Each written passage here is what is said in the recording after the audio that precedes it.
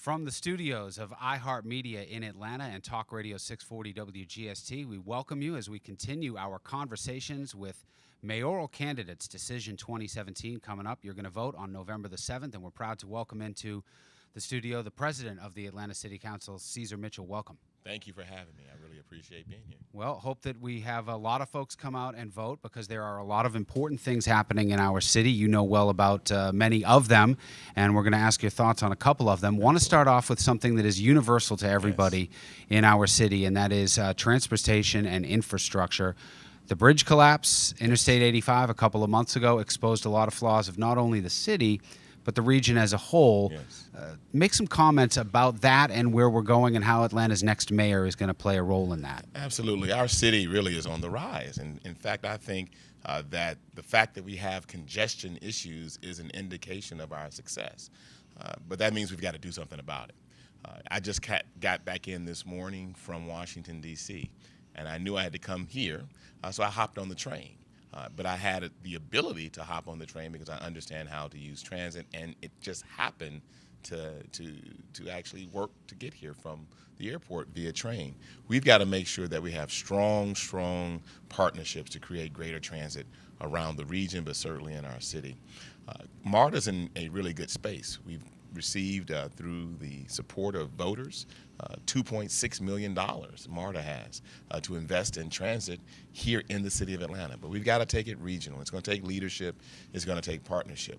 What we've got to do if we're going to reduce congestion in our city is to increase ridership and the use of alternative forms of transportation. That includes making sure that more people are using MARTA and giving them a reason to use MARTA, making it easier to use MARTA, but also giving folks the opportunity to know they can walk or use a bicycle. One of the things that the current general manager of MARTA has talked about, and I'm a big supporter of it, is really addressing what's called the last mile and the first mile, or the first mile and the last mile solution, making it such that if you want to use MARTA, your first mile is accounted for on MARTA versus you having to use some other mode of transportation like your car to get to your first leg of using MARTA. It's really the doorstep to destination solution. So as mayor, it's going to be my intention to ensure that we're increasing ridership by providing doorstep to destination solutions for using MARTA. And if we do that, then I believe we can really address congestion. There's so many other ways to address congestion as well, but that's just one of them. Ceasar Mitchell has a couple of schools on his resume, of course, Morehouse and then University of Georgia, where you graduated from law school, but also you are a product of the Atlanta public school system here in Mays High School. APS is coming out of the shadow of a scandal. How do you think Maria Karstarfin is doing, and where do you see APS going from here, and how important is it to this city and to the region in terms of attracting businesses? So first of all, I think our superintendent, Dr. Maria Karstarfin, is doing a great job alongside an incredible board. They've been working really hard, increasing the graduation rate, looking at new ways to better educate our young people, providing the kinds of services that not only young people but families need to ensure that children, our young people, graduate from high school and graduate with the ability to move on to something great. As a council member and as council president, I've always worked hard to have a great relationship with the Atlanta public school system, as you said, being a product of the system. My mother was a school teacher in the Atlanta public school system. She herself is a product of the Atlanta public school system. My wife is a public school teacher right here in APS, sixth grade language arts. To me, education is extremely important. It's something that's been very important to my family. As mayor, I'm going to continue the work that I've been doing and take it to the next level using the executive powers of mayor to really help make a difference and be a true partner to APS. For 12 years, I've had an initiative called the College Prep Series. And we've served over 7,000 kids in the city, getting them connected with the high school or the college admissions exam, the SAT and the SAT. But we've also included parents. Parents have been able to come and learn about the college admissions process. They've been able to come and learn about scholarships and financial aid and wraparound services, because I truly believe if the city of Atlanta, if the business community, if the philanthropic community all work together with APS, every child in this city can graduate from high school college ready, career ready with a real skill, but also ready to be an entrepreneur if they choose.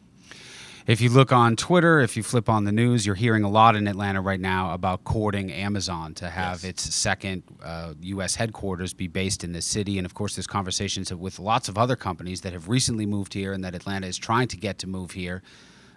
How important is all of that? How does transportation, schools factor into courting that, courting those companies? And again, what does Atlanta's mayor play in that moving forward? Well, first of all, as mayor of Atlanta, I'm going to be a champion, a cheerleader, and a partner.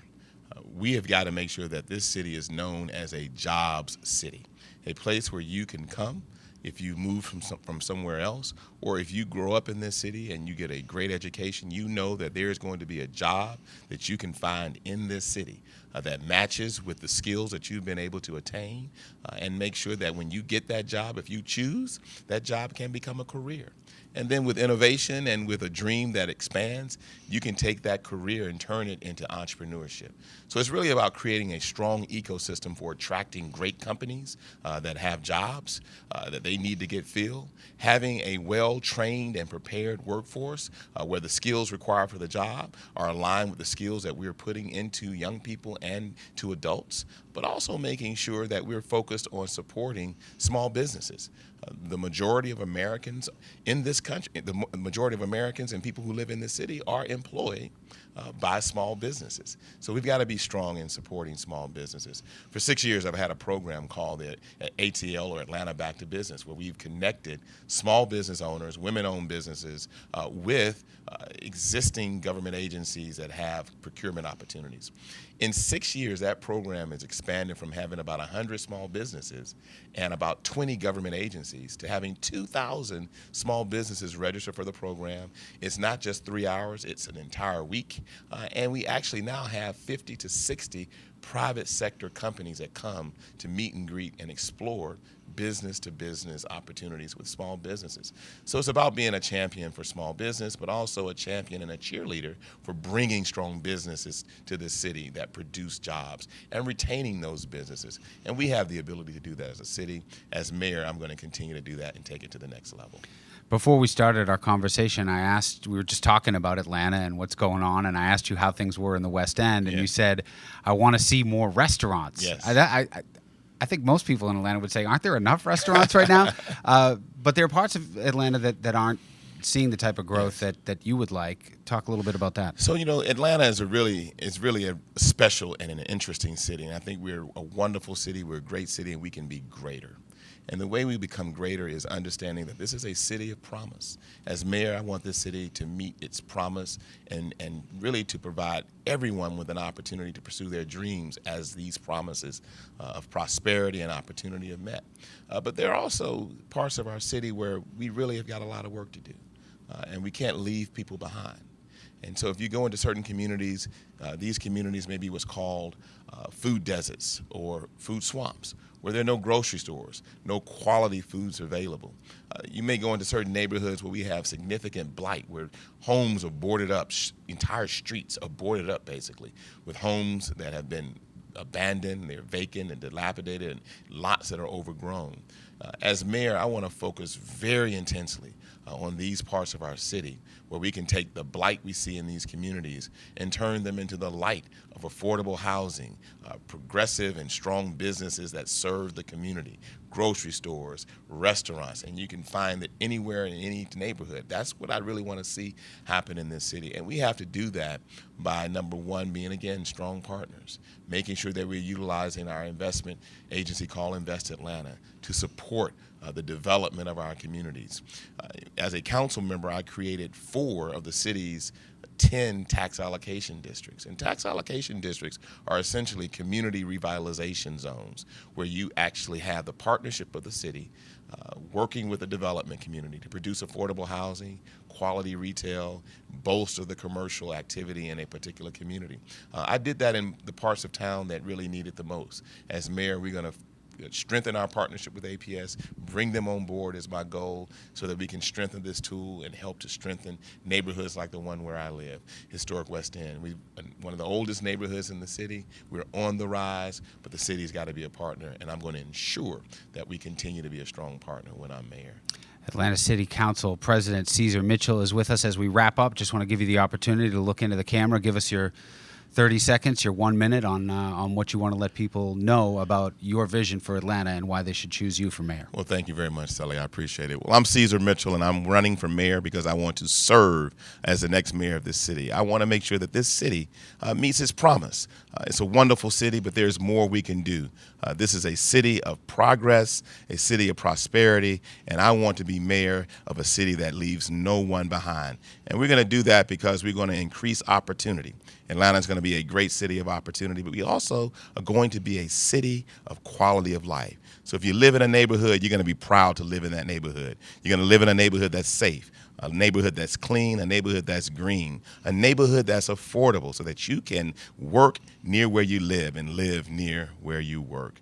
I'm Ceasar Mitchell. I've served on the city council. I practice law in this community. I'm civically engaged. I am competent to lead this city. I've been providing leadership thus far, and I intend to lead in partnership and in collaboration this city into the future. Thank you very much, and I hope to have your support and your vote. Decision 2017 here at iHeartMedia Atlanta. Thanks again to Ceasar Mitchell for joining us today. Thank you for having me.